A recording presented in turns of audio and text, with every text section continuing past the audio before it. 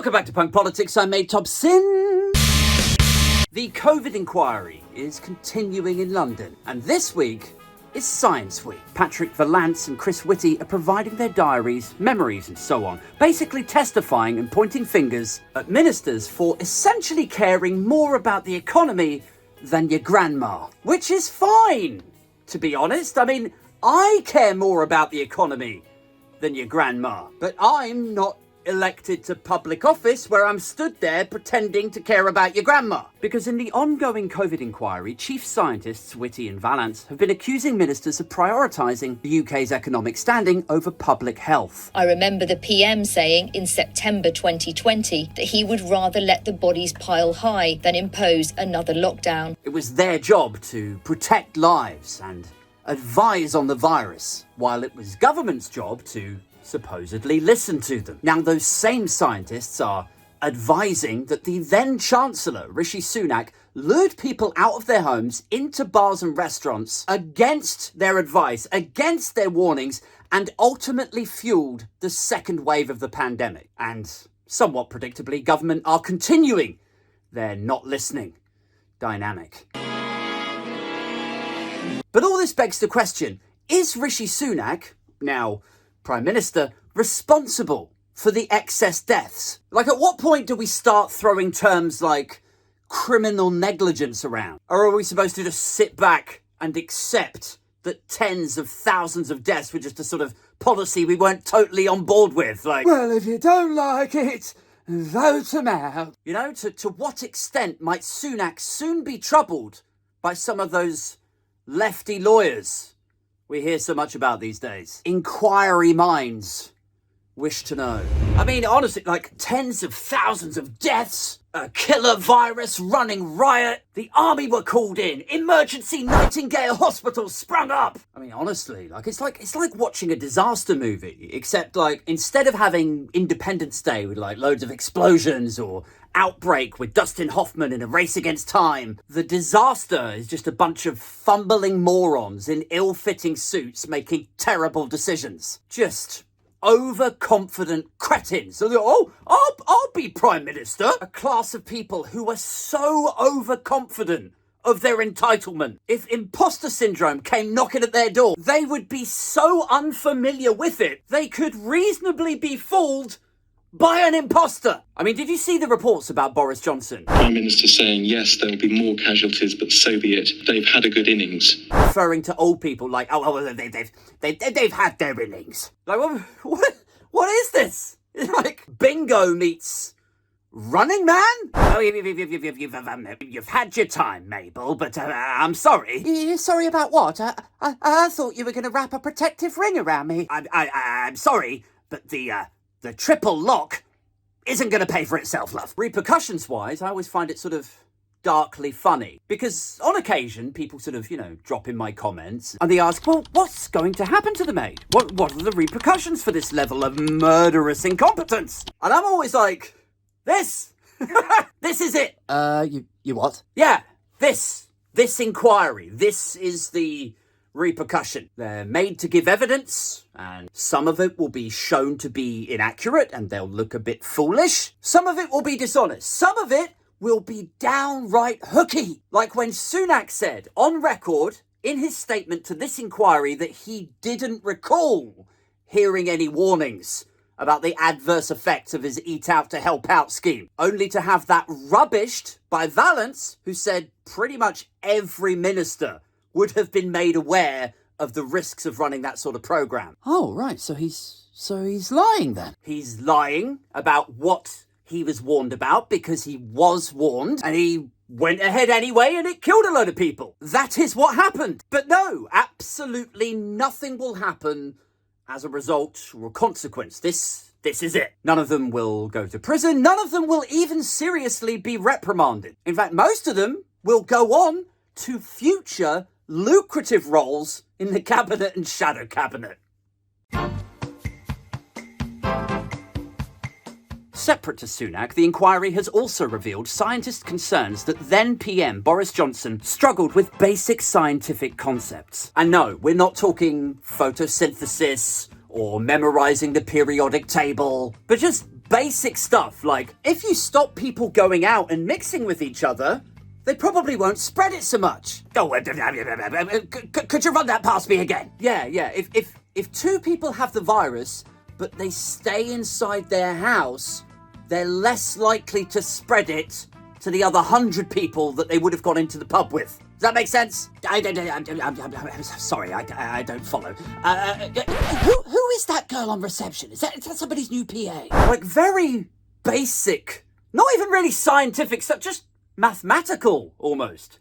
Basic arithmetic. I mean, what does that say about the value for money from the ludicrously expensive education that he received at Eton? What does that say? That he couldn't understand something so basic? I mean, this could realistically be the first time that the father of somebody implicated in an inquiry takes evidence from the inquiry and uses it as his own evidence as a means of getting a refund. You're supposed to educate him, not turn him into a moron.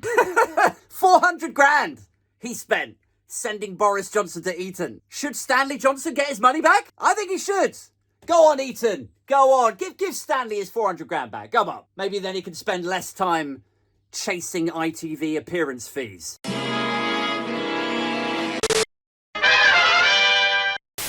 The inquiry is also shedding light on the public versus private personas of politicians. While ministers publicly assured us they were saving lives and protecting the NHS, in private, Boris Johnson was all about letting the bodies pile high. Meanwhile, Matt Hancock, in public, claimed to be protecting care homes. Throw a protective ring around our care homes. The protection, that ring of protection around care homes. But behind the scenes, he allegedly lied, neglected to take heed of warnings, and his conduct throughout the pandemic is believed to have cost us an extra 20,000 lives. Again, allegedly. So you've got politicians in public and politicians in private. In public, they're caring. They're all about protection. Protective rings. Save the NHS. But in private, it's bodies piled high and you've had your innings, love. I mean, what is up with the Jekyll and Hyde routine? You know, like why even hide it? Like, do they think appearing compassionate is what the British public want? For them to be superficially caring?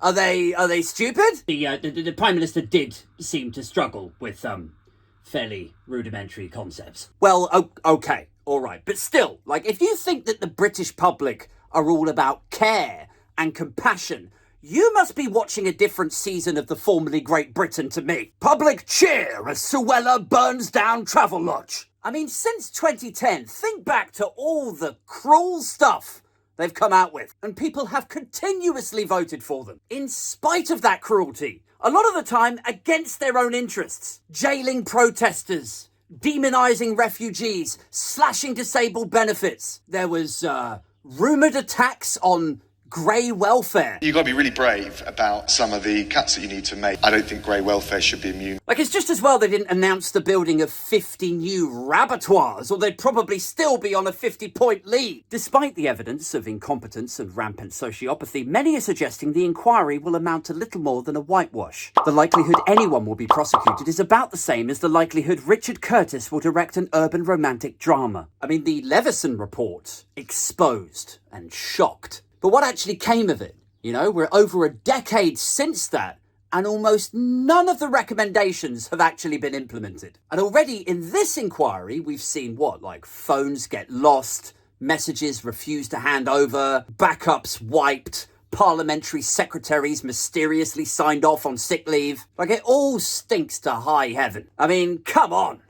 Lost phones, sick notes, like half of me is incredulous. The other half of me is here for the trolling, you know? Like a government inquiry that seeks to look into your conduct in the context of a deadly respiratory illness. And your response to that is, oh yeah, I can't make it, I'm afraid. I'm feeling a bit poorly.